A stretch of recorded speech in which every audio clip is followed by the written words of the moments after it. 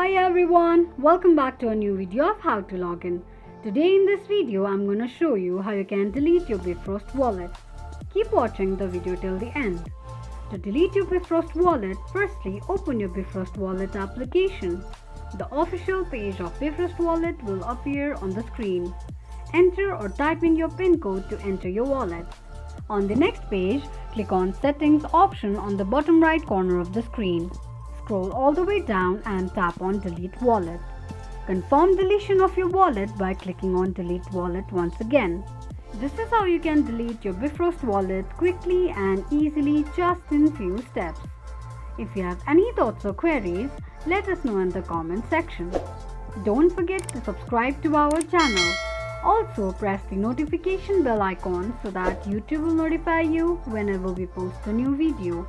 I hope this video was helpful to you.